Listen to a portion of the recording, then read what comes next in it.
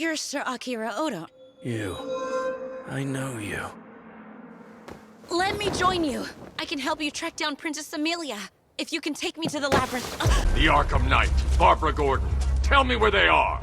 What's good, anime enthusiasts? We have reached the halfway point for my status as an assassin, and I must say I am still miffed. I am still wanting for more. I kind of dig the ambiguity that we have going on with the Demon Lord and the demons in general, but also at the same time it builds more questions and confusion rather than having some interesting thing or idea or plot or storytelling that is going on. Also, our hooded girl from the first episode is finally here and like snuck up on us. Not really snuck up on us, but like stalked us in the previous episode.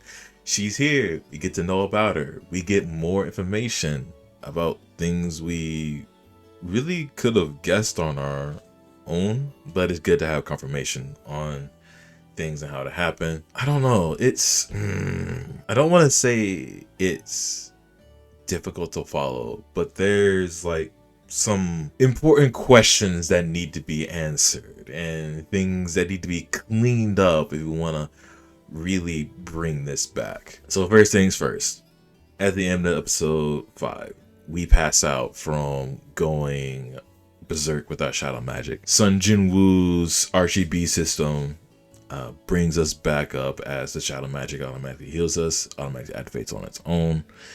And Knight is there to see everything happen, and Knight takes note of it. We wake up at Crow's house a day and 5 hours after.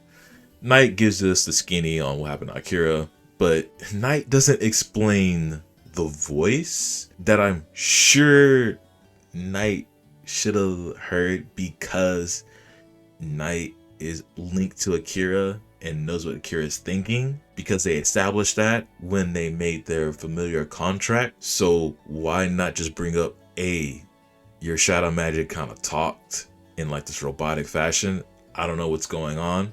Like, that's a key detail that we should be asking, but no, we ignore it. And Akira is like so gung-ho about trying to save Amelia, and he's getting really flustered. He's losing his composure. He's not really thinking properly like he did before, because Amelia is somebody that he actually really cares about now that he realized it from the previous episode because of everything that's happened so far. And Crow's like, no bro, you ain't going. Where you going? No bro, you ain't going. Like, you're not thinking straight.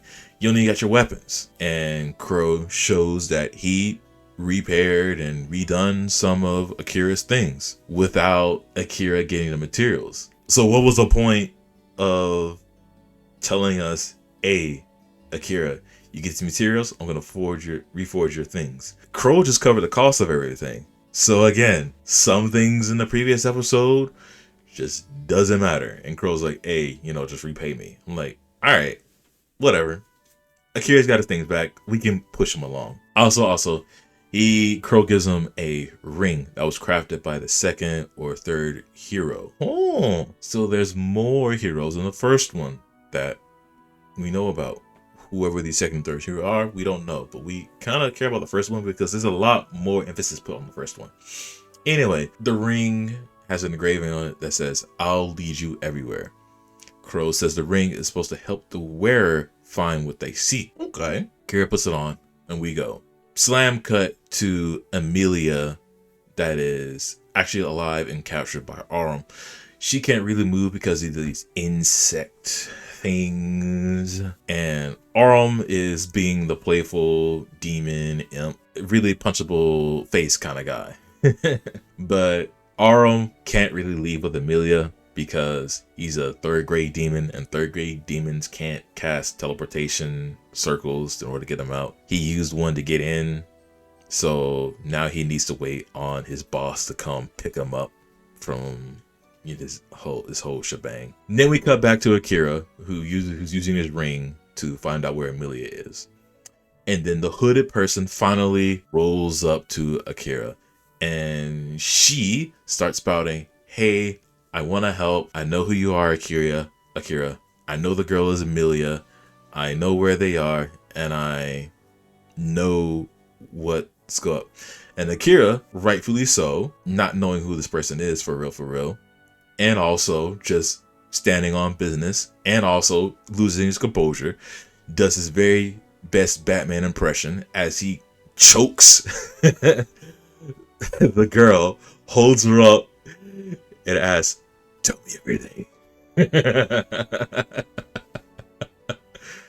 So she says that she used her scent tracker to track Emilia and Akira, and Knight confirms everything as the girl is a beast folk, cat girl ish. She reveals herself to be Leah Lagoon, the first princess of the beast folk nation of Uruk. She received information that the demon lord was targeting Emilia, and she was going to warn Akira. However, she didn't want to come immediately because she didn't have solid proof, and she didn't want to come up to Akira spouting baseless nonsense. Akira uses his world eye for the first time after the second one to look at Leah and make sure she isn't lying, check her stats and skills.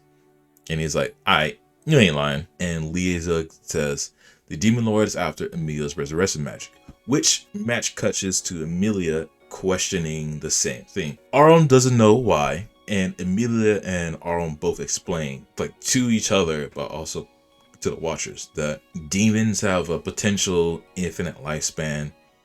They're the strongest race, and they pretty much don't really need resurrection, so to speak. And Arum is also like, well, resurrection magic, it's kind of rare, and it doesn't really work on somebody who's dead, who's been dead for a really long time. Also, Emilia already used her resurrection magic because she took a lethal blow in the scuffle trying to escape, I guess. Leah, so cutting back to Leah and the others, Leah reveals the king's sort of master plan in bringing the class back. So Leah says her family was abducted by dark slimes, and all these dark slimes have been kidnapping and taking all these other people, and all the people who've been kidnapped have been used as sacrifices for the summoning ritual to bring Akira's class to this world. The royal family sought Leah for her skills of protection. That's why she's a princess.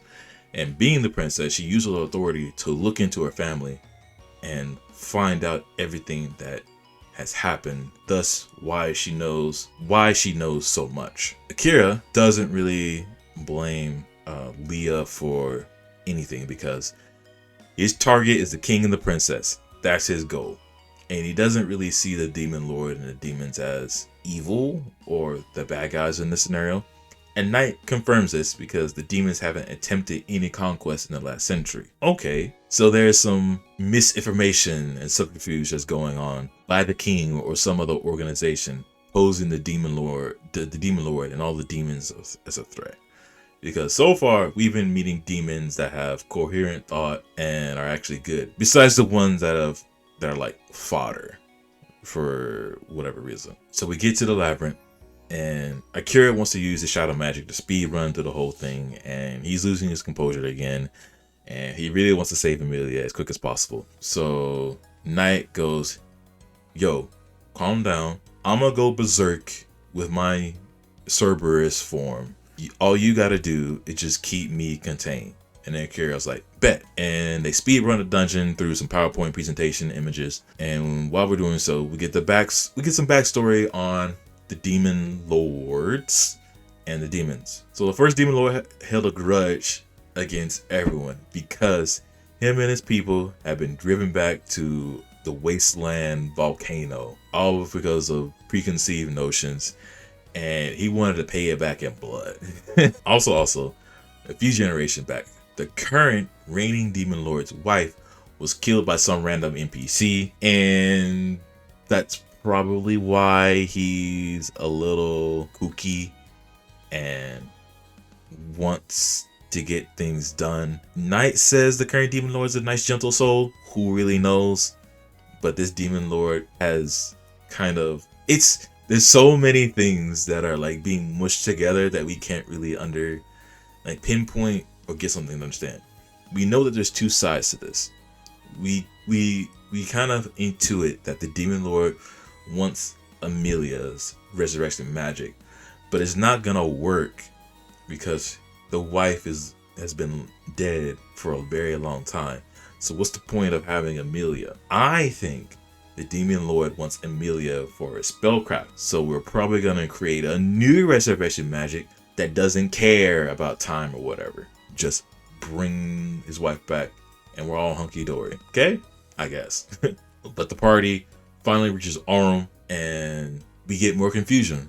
Aurum was like, yo, I was told to get Amelia and kill the assassin. That's a problem. Nico's like, wait, that's not the Demon Lord's orders. He said to bring Akira to him. And Aurum's like, I don't know what you're talking about. I got my orders. You got yours.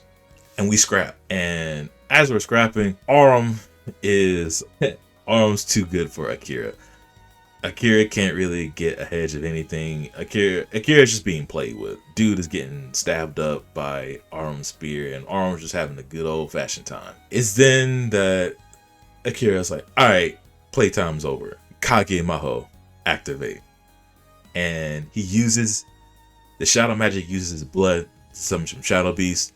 Sun Jinwoo would be proud. And Aurum gets overwhelmed, gets sliced up.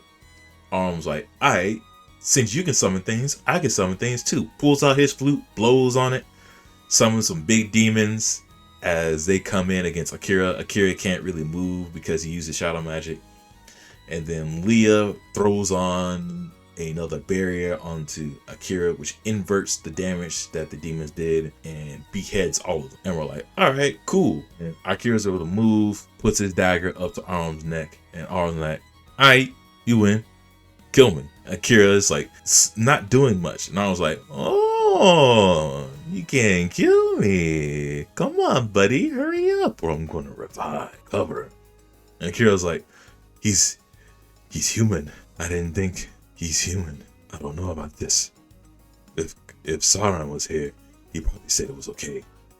I thought I steeled myself for this once Amelia kidnapped, but now I don't know. Like, bro, Akira, do you not understand the situation that's been going on? This man wants to kill you and kidnap Amelia. In fact, Amelia got stabbed. Did you not see this? Did you not see the wound that she has? I guess not. And now you're hesitating? Like, come on, bro. Yeah, I think it's time for you to drop the act and get to acting. But no, he waits so long that the second grade demon, Aurum's boss shows up. My hero. And Akira's like, dang. And I'm like, dang. And the episode ends. Okay, we're halfway through this season for My Stats and Assassin. Currently, if I were to give this a rating, it's getting a 5. It's getting a 5. I'm stuck in the middle. If the whole thing, the whole story coalesces into something palatable and big, I'll probably be more okay with it and go up higher. If we can fix Amelia's unbridled wild obsession over Akira and give it some substance to it, I think I'd be okay with it. If we can get an explanation of why Akira is so flustered, we probably know we know why. It's because, you know, he's caught feelings for Amelia. We don't know what those feelings are. We don't know if it's love. We don't know if it's familial. We don't know if it's a friendship or whatever. But we know Akira thought he could kill for Amelia, but he ain't got the dog in him. He ain't got that killer mentality yet. It's just a lot of things. The ambiguity, a lot of things are clashing against each other. Maybe that's the point of it. Maybe it's also because it was rushed. Maybe it's because some things weren't planned out going through. Maybe it's because a lot of things that the manga, the light novel had that the anime didn't adopt. Whatever the case is, we still have time to mend things together, fix things, and put us back on an upward trajectory. Otherwise, we're slowly going down. But with that, let me know what y'all think. Let me know your thoughts and opinions on this. I'm still gonna finish it to the end, but I'm hopeful for a rightful end. Other than that, I hope y'all have a good day, night, evening, morning, wherever you are in the world, and I hope your day is a little bit better than it already is. With that, we'll catch y'all in the next episode. Peace.